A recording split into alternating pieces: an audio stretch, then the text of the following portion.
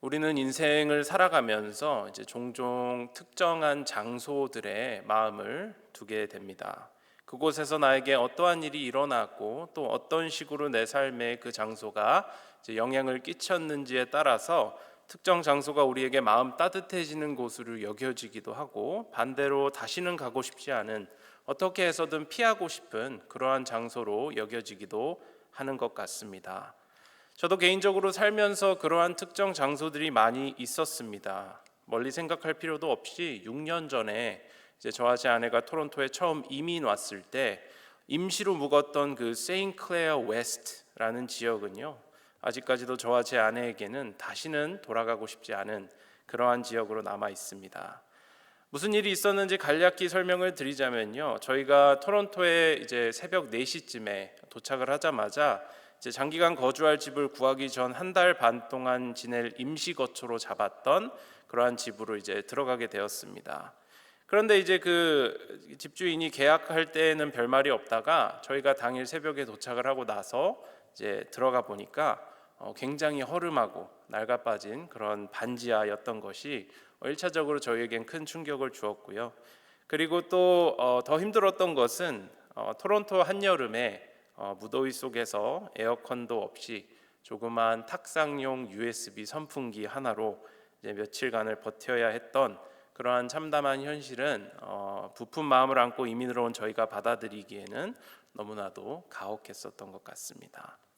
어디 그뿐입니까? 바로 옆 토지에 이제 새로운 건물을 세운다고 이제 공사용 모래를 저희가 잠깐 지내던 그 반지하 집 창문 앞에, 바로 앞에 이제 산더미처럼 쌓아놔서 이제 좀 날이 덥고 환기를 좀 시키고 싶어서 창문을 열어 놓을 때마다 이제 모래가 이제 바람에 날려서 우수수 들어왔던 그 경험은요, 처음 토론토에 도착한 이 저희의 멘탈을 탈탈 털어놓기에 충분했습니다. 자, 그렇게 처음 캐나다 땅에 도착하자마자 그렇게 매운맛을 경험했던 저와 제 아내에게 이 세인클레어 웨스트라는 지역은 여러분 어떤 지역으로 인식이 되어졌겠습니까? 절대로 이사 가서는 안 되는 곳. 그렇죠? 무슨 일이 있어도 반드시 피해야만 하는 곳. 그렇게 낙인이 찍히고 말았습니다. 물론 그 지역에서 오랫동안 사시면서 행복한 기억들이 많이 있으신 분들께서는 저희와는 또 다른 생각을 가지고 계시겠지만, 힘들었던 기억만 안고 있는 저희에게는 이제 그 지역이 기피 대상 1호가 되었다라는 것이죠. 여러분, 이처럼 우리는 살아가면서 정말 많은 장소들을 거쳐갑니다. 그리고 우리의 경험에 따라서 그곳이 천국처럼 여겨지기도 하고요, 때로는 지옥처럼 느껴지기도 합니다. 그러니까 각자의 경험에 따라서 이제 보는 관점들이 다 다르다라는 것이죠. 자, 그렇다면은 이러한 장소에 관한 어떤 우리의 선입견이 과연 우리 현대인들에게만 적용이 되는 부분일까요? 다르게 이야기해서 성경에 나오는 인물들이나 아니면 과거 시대를 살아가던 사람들은 딱히 이러한 생각을 하지 않고 살았을까요? 이 부분에 대해서 먼저 성경이 어떻게 이야기하고 있는지 알아보고 그 다음에 이제 더 나아가서 오늘 본문을 깊이 있게 살펴보도록 하겠습니다. 여러분, 우리가 구약 성경을 읽다 보면은 종종 접하는 비슷한 여러 가지의 사건들이 있습니다. 바로 어떠한 장소에 어떠한 특정한 이름을 짓는 일인데요, 우리가 잘 아는 유명한 몇 가지 이야기들을 먼저 한번 좀 설명을 드리도록 하겠습니다. 창세기 22장 14절 말씀을 제가 읽겠습니다. 아브라함이 그 땅 이름을 여호와 이레라 하였으므로 오늘날까지 사람들이 이르기를 여호와의 산에서 준비되리라 하더라. 아멘. 그러니까 하나님의 말씀에 순종해서 아들 이삭을 제물로 드리려고 했더니 아브라함이 여호와의 사자를 만나게 되죠. 그리고 여호와의 사자의 만류 후에 숲풀 속에서 순양을 찾아서 하나님의 이 준비하심과 섭리하심을 찬양하게 됩니다. 그리고 나서 어떻게 합니까? 그 땅 이름을 여호와 이레라고 짓는 내용입니다. 그러니까 이처럼 아브라함에게 의미 있는 사건이 일어난 곳을 그는 오랜 시간 동안 기억하고 싶어서 이 장소에 걸맞는 이름을 지었다라는 거예요. 자, 또 다른 예로는 무엇이 있습니까? 출애굽기 17장 15절과 16절 말씀 제가 읽습니다. 모세가 제단을 쌓고 그 이름을 여호와 니시라 하고 이르되 여호와께서 맹세하시기를 여호와가 아말렉과 더불어 대대로 싸우리라 하셨다 하였더라. 아멘. 르비딤에서 아말렉이 이스라엘과 전쟁을 벌일 때 이제 모세가 두 팔을 딱 이렇게 들면 이스라엘이 막 적들을 궁지로 몰아넣게 됩니다. 그러니까 반대로 팔이 조금 아파서 두 팔을 이렇게 쓱 내리게 되면은 반대로 이제 수세에 몰리게 되었던 그러한 사건을 여러분께서 다 기억을 하실 거라고 생각합니다. 그러니까 아론과 훌의 협력으로 인해서 결국에는 아말렉과의 전투에서 승리하게 되는데, 이 모세가 이 날을 기념하기 위해서 제단을 쌓고요. 그리고 그 제단을 여호와 니시, 즉 여호와는 나의 승리, 아니면 여호와는 나의 깃발이라는 이름을 그 제단에다가 붙이게 되는 것이죠. 그러니까 이렇게 구약 성경 속에서도 우리는 특정 지역과 장소들의 의미 있는 이름들을 붙이는 그러한 경우들을 종종 목격할 수 있게 됩니다. 그러니까 제가 세인크의 웨스트 말만 들어도 막 치가 떨리는 것과 비슷하게 옛 우리 신앙의 선조들도 특정 장소들에, 그것이 뭐 긍정적이든 그것이 부정적이든 어떠한 의미 부여를 했다라는 거예요. 자, 이러한 사실을 우리 머릿속 한켠에 잠시 넣어두고요, 우리 오늘 본문에서 어떤 일이 일어났는가 함께 살펴보도록 하겠습니다. 여러분, 오늘 본문은 여름 시리즈 전에 제가 수요 설교 때 전했던 그 오병이어 사건 바로 다음에 위치하고 있습니다. 그러니까 아마 신앙생활을 오래 하지 않으신 분들이셔도 오늘 본문 내용은 잘 알고 계실 것이라고 생각을 하는데요, 바로 예수님께서 무리를 뚜벅뚜벅 걸으신 그런 기적에 관한 내용을 담고 있습니다. 간단하게 내용을 설명을 드리자면은 이렇습니다. 오병이어 사건이 있은 직후 예수님께서는 제자들을 이제 배에 태워서 벳세다라는 곳으로 가라고 재촉을 하세요. 이때 예수님께서는 제자들과 함께 배에 타지 않으시는데, 이유인즉슨 이제 무리들을 흩고 또 여느 때와 같이 홀로 산으로 기도하러 가시려고 동행하지 않으시는 것을 본문을 통해서 알 수 있습니다. 자, 그렇게 제자들과 떨어져서 한적한 곳에서 기도를 하시다가 이제 날이 어두워지고요, 제자들을 향해서 다시 가시려고 하시는데 문제가 한 가지가 생기게 되죠. 무엇이죠? 이미 제자들이 타고 있던 배는 이제 바다 한가운데 이제 있었고요, 엎친 데 덮친 격으로 매서운 바람이 불어서 제자들이 정말 힘겹게 노를 젓고 있었던 것입니다. 그런데 예수님께서는 이러한 어려움들이 무색하게 밤 사경쯤에, 그러니까 오늘날 시간으로 이야기하면 새벽 3시부터 6시 사이에 바다 위를 아무렇지 않게 걸어서 제자들한테 가십니다. 자, 그러자 제자들은 예수님을 보고 어떻게 반응합니까? 자신들이 유령을 보고 있다면서 기겁을 하면서 막 소리를 지르게 됩니다. 그러자 예수님께서는 제자들이 타고 있던 배에 올라타시면서 그들을 진정시키시고요, 제자들의 차분해진 마음처럼 그들을 향해 매섭게 불어오던 바람도 함께 그치게 되는 것이죠. 그리고 마가는 이 제자들의 둔해진 마음을 꼬집으면서 이 짧은 이야기의 막을 내리게 됩니다. 여러분께서는 이 기적 이야기를 접하실 때마다 어떤 생각들이 드십니까? 아마 다양한 생각이 드실 것 같으신데요, 그 중에는 제자들을 먼저 벳세다로 보내신 예수님의 행동에 의아함을 품는 분들도 분명히 계실 것이라고 생각하고요, 어떤 분들께서는 오병이어 기적을 눈앞에 봐놓고서도 이 두려움에 떨었던 그런 제자들의 반응에 대해서 의아해 하시는 분들도 분명히 계실 것이라고 생각합니다. 그런데 여러분, 우리가 잠깐 멈추고 그때 당시 이 마가복음을 처음 접하는 1차 청중들, 유대인 청중들의 입장을 염두하고 오늘 이야기를 다시 읽어본다면, 여러분, 우리는 조금 다른 궁금증을 갖게 될 수 있습니다. 무엇입니까? 바로 왜 하필 바다인가? 라는 질문이에요. 왜 하필 바다인가? 많고 많은 장소들 중에서 왜 하필 바다에서 이러한 일이 일어났어야만 했는가? 라는 질문이라는 것입니다. 최근 중고등부 단기선교 이야기를 토대로 조금 설명을 드리도록 하겠습니다. 여러분, 최근에 저희 중고등부에서는 두 군데로 단기 선교를 다녀왔습니다. 퀘벡주의 원주민 선교와 해외 선교인 니카라과 선교를 다녀왔어요. 저는 이제 니카라과 단기 선교를 인솔을 했는데 가서 정말 많은 것들을 보고 또 느낄 수 있었던 정말 은혜로운 그런 단기 선교였습니다. 여러 가지 기억에 남는 것들이 많이 있지만 그 중에 한 가지 여러분과 나누고 싶은 것은 이제 팀원들과 함께 이제 바닷가에 갔던 기억입니다. 이 내륙 지역인 토론토와는 반대로 니카라과는 동쪽의 카리브 해와 또 서쪽의 태평양을 사이에 두고 위치를 하고 있습니다. 그래서 바다를 접할 기회가 종종 있는데요, 하루는 이제 우리가 함께 시간을 내어서 산후안이라는 지역의 바닷가에 방문을 한 적이 있습니다. 일주일간 영어를 가르치느라 지쳐있던 이 학생들에게 잠시라도 이제 환기를 시키라고 놀러 갔었는데요. 그곳에 도착해서 이 광활히 펼쳐진 바다를 보자마자 이 아이들의 눈빛이 변하는 그런 모습을 목격을 할 수 있었습니다. 그러니까 이동하는 내내 막 축 처져서 막 피곤해서 풀려있던 눈은 온데간데 없고요. 갑자기 막 바다를 보자마자 초롱초롱한 눈빛으로 변하게 된 것이죠.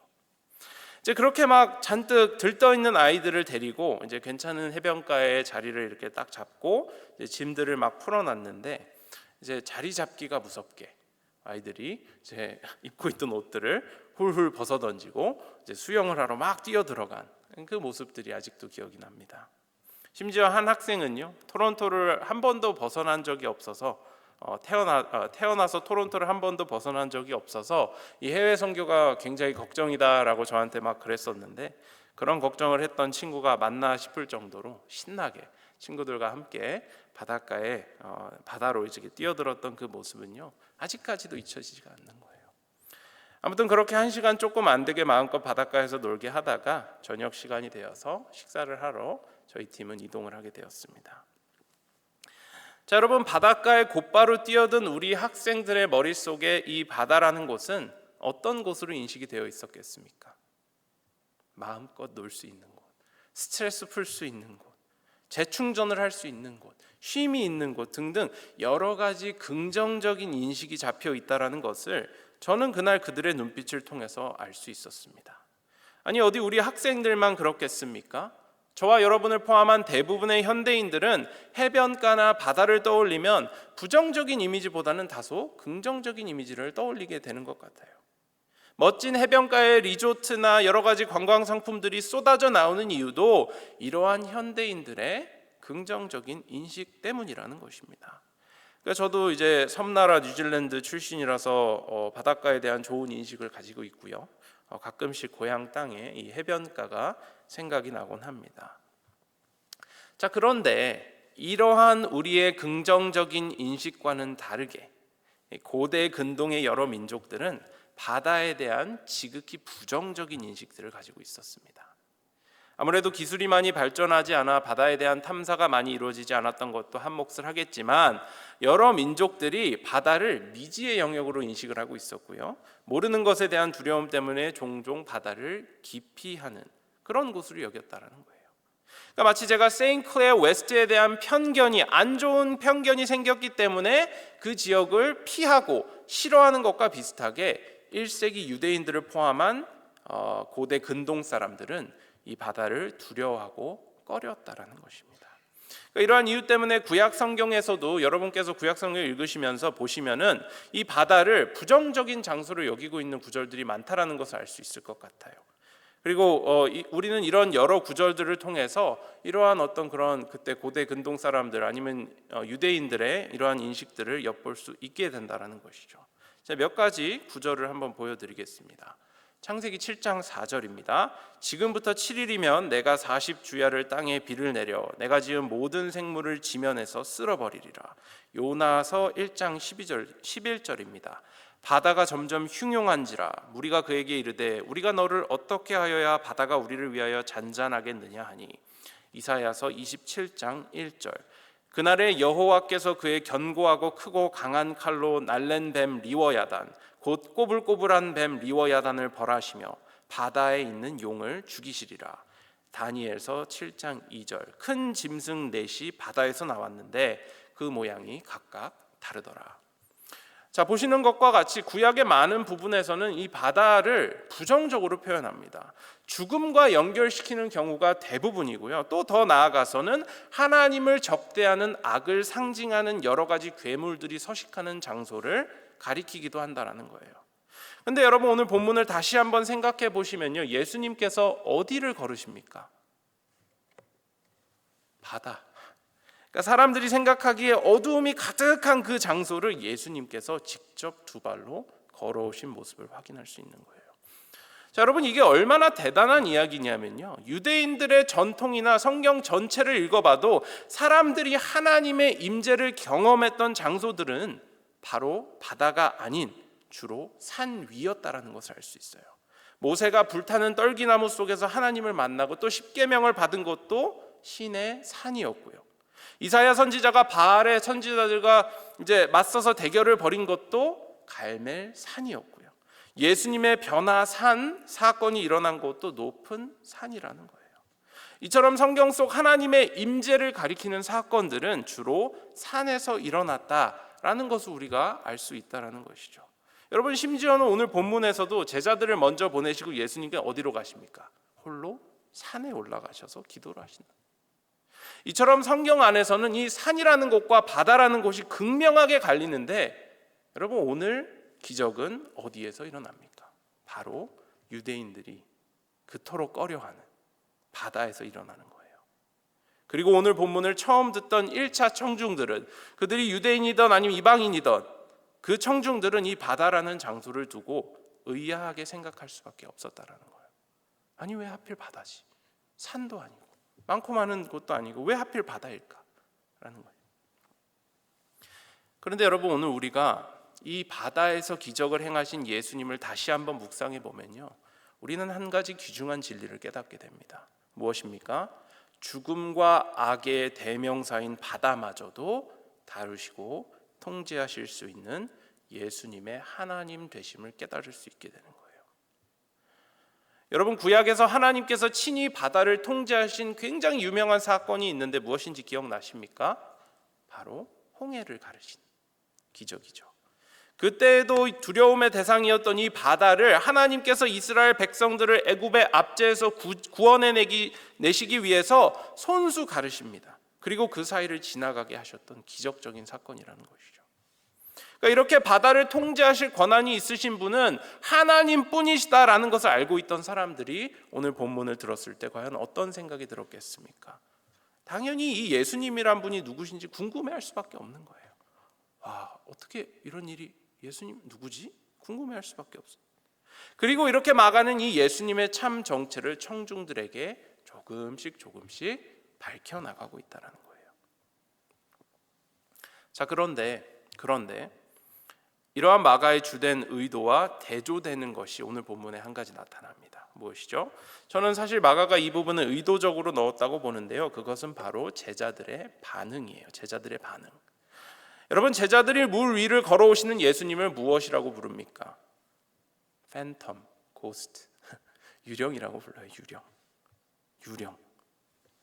아니, 두 눈으로 오병이어 사건을 똑똑히 보고 또 모세의 홍해 사건을 다 알만한 이 제자들이 예수님의 하나님 되심을 알아채지 못하고 그 위대하신 예수님을 유령 따위로 봤다라는 것이, 여러분, 어찌 말이나 되는 이야기입니까? 죽은 야이로의 딸을 살리시고요, 군대 귀신 들린 자를 죽게 하시고 또 12회 혈루병 앓던 여인을 고치신 그 놀라운 기적들을 일으키신 예수님을 고작 유령으로 보는 게 말이나 되는 이야기냐라는 거예요. 그러니까 정말 한숨이 절로 나오는 그런 장면이라고 생각합니다. 그러니까 이토록 마가는 많은 경우에 이 제자들을 답답하고 한심한 무리로 표현을 하고 있어요. 그리고 이러한 제자들의 우매함을 통해서 마가복음을 접하는 우리 모두에게 예수님의 제자들 같은 사람이 되지 말고 예수님의 메시아 되심을 똑바로 봐라 라고 호소하고 있는 것입니다. 여러분, 질문 하나 드리겠습니다. 여러분께 예수님은 누구십니까? 예수님은 누구십니까? 하나님의 아들, 그리스도, 메시아, 다 맞는 이야기입니다. 그렇죠? 하지만 오늘 본문에서 마가가 집중하고 싶어하는 예수님은 단 한 가지입니다. 무엇입니까? 바로 육체로 오신 하나님 성육신 예수 그리스도인 것이죠. 어떻게 할 수 있습니까? 구약에서 이야기하는 바다를 통제하실 수 있는 그 능력, 타락한 세상을 홍수로 심판하시고 이스라엘 민족의 구원을 위해서 홍해를 가르시고 또 하나님을 대적하는 악한 영들을 멸하시는 그 능력을 바로 오늘 이 예수님께서 이 본문을 통해 보이셨기 때문에, 이 기적을 통해 보이셨기 때문이에요. 그리고 그 바다를 걷는 기적을 보이시고 난 후에 두려워하는 제자들을 향해서 무엇이라고 말씀하십니까? 이렇게 말씀하세요. 안심하라 내니 두려워하지 말라. 그렇게 말씀하십니다. 이 세상의 모든 악과 우리를 두렵게 하는 바다들을 다 통제하실 수 있으신 그 성육신하신 예수님께서 믿음 없는 제자들을 보고 꾸짖지 않으시고요, 오히려 그들을 안심시키시는 그 모습을 우리가 볼 수 있다는 것입니다.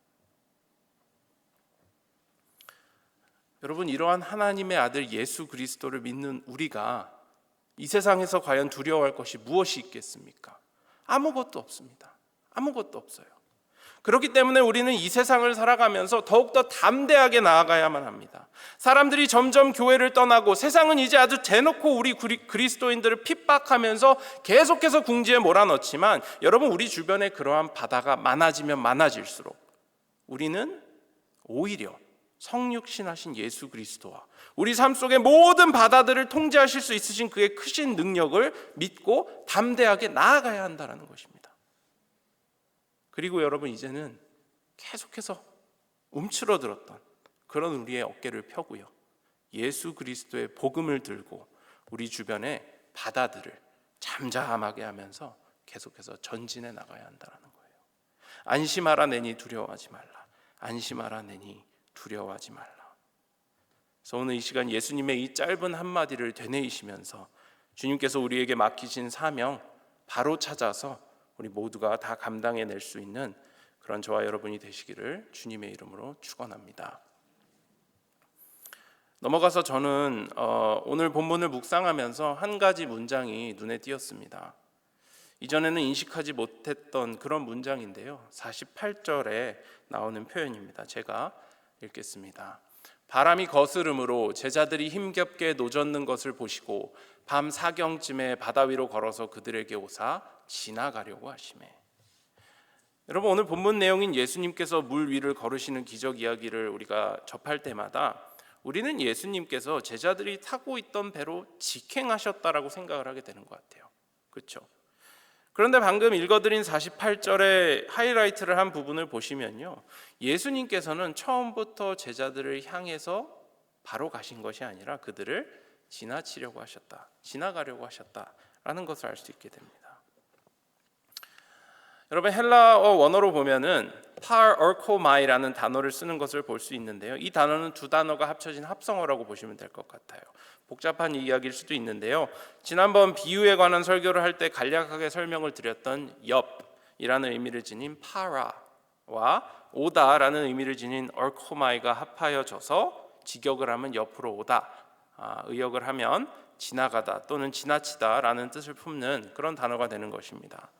아무튼 이러한 표현을 접한 우리에게는 자연스럽게 한 가지 궁금증이 생기게 되죠. 예수님께서는 왜 제자들을 그저 지나가려고 하셨을까? 왜 그러셨을까? 제자들이 겁먹을 것을 미리 하시고 덜 공포스럽게 도착지에서 기다리시려고 하셨던 것일까요? 아니면 그냥 장난 삼아서 제자들을 놀래키시려고 그러셨을까요? 이 부분에 대해서 학자들은 다양한 해석과 의견을 내놓습니다만 뭔가 명확한 해답을 찾기에는 조금 어려워 보입니다. 명쾌한 해석을 내기에는 기록된 정보가 너무 한정적이기 때문이에요. 그래도 저에게 그나마 가장 타당하다고 느껴졌던 해석은 구약에서 하나님께서 모세와 엘리야에게 자신을 드러내셨을 때 정면으로 다가오시지 않으시고 지나가셨던 그러한 것과 같이 마가가 예수님의 하나님 되심을, 이 성육신을 부각시키려고 이러한 표현을 썼다라는 해석입니다. 그냥 참고하시라고 출애굽기 34장 6절 말씀과 열왕기상 19장 11절 말씀을 읽어드리겠습니다. 여호와께서 그의 앞으로 지나시며 선포하시되 여호와라 여호와라 자비롭고 은혜롭고 노하기를 더디하고 인자와 진실이 많은 하나님이라. 여호와께서 이르시되 너는 나가서 여호와 앞에서 산에 서라 하시더니 여호와께서 지나가시는데 여호와 앞에 크고 강한 바람이 산을 가르고 바위를 부수나 바람 가운데에 여호와께서 계시지 아니하며 바람 후에 지진이 있으나 지진 가운데에도 여호와께서 계시지 아니하며. 그러니까 이 하이라이트 된 두 단어 다 구약의 헬라어 번역본인 70인역에 따르면요, 조금 전에 제가 말씀드린 파르코마이 그 단어의 시제만 바꾸어서, 동일한 단어를 시제만 바꾸어서 사용한 것을 찾아볼 수 있습니다. 그러니까 예수님께서 제자들을 지나가시려고 했던 장면은 당시 1차 청중들에게 이 모세와 엘리야 사건을 연상시킬 만한 그러한 표현으로 충분히 받아들여질 수 있다라는 거예요. 아무튼 중요한 얘기는 아니고요. 제자들을 그냥 지나치시려 했던 예수님의 의도가 무엇이든지 간에 제가 오늘 집중하고 싶은 부분은 왜 그러셨는가가 아니라 이후 제자들과 예수님의 반응에 조금 더 중점을 두고 싶습니다. 여러분, 조금 전에도 말씀을 드렸지만 제자들은 바다 위를 걸어오시는 예수님의 모습을 보고 소리를 지르면서 겁에 질렸습니다. 그런데 그러한 제자들의 모습을 보고 난 뒤에 예수님께서는 한 가지 눈에 띄는 행동을 하시죠. 무슨 행동을 하시죠?